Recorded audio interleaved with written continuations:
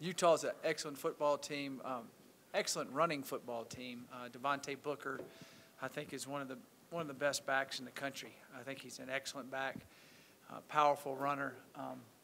I saw him play in high school. He's an excellent player. Defensively, Utah presents a lot of problems. Their pass rusher number 8 is an excellent player.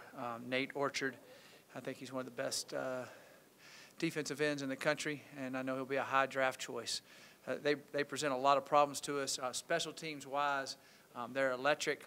They're ranked, I think, in the number 1, number 2 in every category in special teams.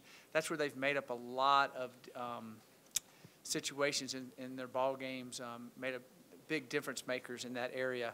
So we've got to be able to, their coverage units are good, the return units are excellent, so we're going to have to be very good in those phases to be successful in the game. And so I'll take any questions from there. Coach, you talk about going 1-0 every week, wanting to go 1-0. When it is the last game, though, is there a different vibe, especially with it being, the last game for the seniors?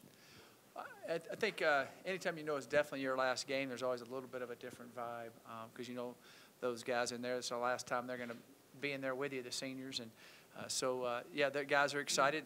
We've had 2 good days of practice, and I think they're ready to go, excited about playing at home on Thanksgiving weekend, and they definitely want to go out with a W. Coach, you say you're facing a really good running back, really good running team. Your defense hasn't been great at stopping the run this year. What can you do in this last week to have a better outcome? Tackle better. We've got to tackle better. We've had times when we've done well against the run. We've had times when quarterbacks scrambled and made some running yards on us. But he's a guy that you have to he's 225 pounds. He's athletic. He's strong. He's powerful. He's run on everybody in our league well. We have to be able to tackle him well, tackle him low, especially when he gets into the secondary. And we've got to minimize some long runs with him. He's going to gain his yards because they're going to give it to him about 30 times, I would imagine. I think he has over 250 carries this year. So it's going to be a game that we're going to have to tackle him well and fit up the run well, and hopefully that we'll do that. Regardless of the stats against the run, do you see improvement? Yeah, I have seen improvement.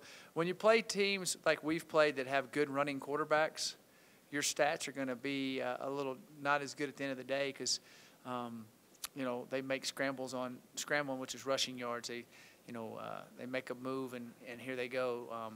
I feel like that we've, gotten better in that area, but we still got a long way to go. There's no doubt about that. Coach? Yes. This is the last chance to win a conference game. The program hasn't not won a conference game in over 100 years. Mm-hmm. Do you add that to the list of incentives, or is it to the point where things like that don't mean anything? You just need to win. It doesn't matter if it's conference, non-conference. No, no, we just want to win the football game. There's no doubt about it. We've, I would say week in, week out, we've played better in the Pac-12 this year than we did last year when we got 1 Pac-12 win last year. This year, I definitely think we should have had 4 or 5. We didn't. So I think it eventually will come. There's no doubt about it. We definitely want to win this last one. We want to win every game we play, but we definitely want to win this one. And it'd be nice to win it for sure. There's no added. I don't think that would. I don't think that'd make any difference at all to the guys. I think they'd want to go out there and win no matter what. Coach, every year around this time is when they give out the Buffalo Heart Award, which is something voted on by the fans for a player with heart and determination. Who would you vote for that award?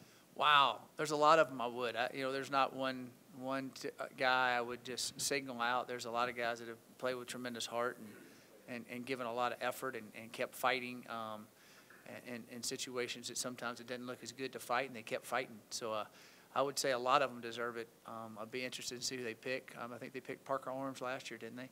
And I think he was a good recipient of that. He always fought hard and played through injuries. So I'm pretty sure they'll pick a good guy.